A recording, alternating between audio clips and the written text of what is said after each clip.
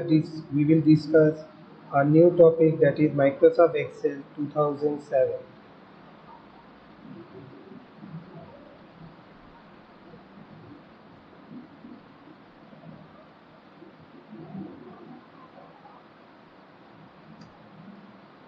What are the things that we will learn from this chapter?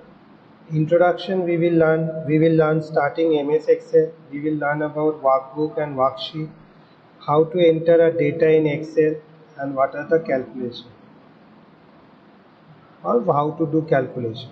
If you see here, these are the level that I have done in Excel. This is active cell, this is a name box, that is A1, this is Microsoft Office button, this is a quick access toolbar, this is a ribbon, this is a column, formula bar, sheet tab, row numbers.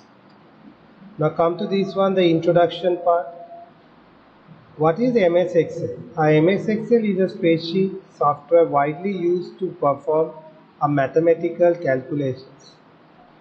The data is spread in a tabular form consisting of rows and columns. As you can see here, this is a row and this side will be a columns. Now how to start with MS Excel? Click on the start button, all programs, Microsoft Office, and after that click on Microsoft Office Excel 2007. As you can see here, a photo has been given. Now there is another procedure also you can go for opening the MS Excel. First of all, you need to press Microsoft plus R button combination and type Excel, and after that press OK. Then also it will open. What is a workbook and what is a worksheet? If you talk about, like, when you start an Excel, you open a file which is called as a workbook.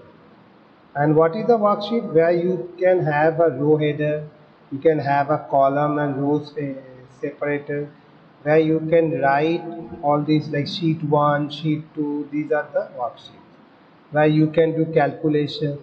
Okay. Now if you are talking about the column, each worksheet contains 16,384 columns. Okay, and the last column that will start from from the first, it is starting from A, and the last it will end as XFD. And what is the row? The row heading are the numbers ranging from 1 to 1,48,576. 10,48,576 rows. And what is a cell? Each small rectangle in a spreadsheet is called a cell.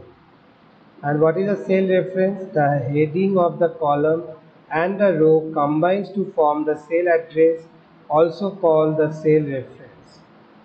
Cell pointer. A cell pointer is highlighted cell boundary that indicate which cell is active at the moment.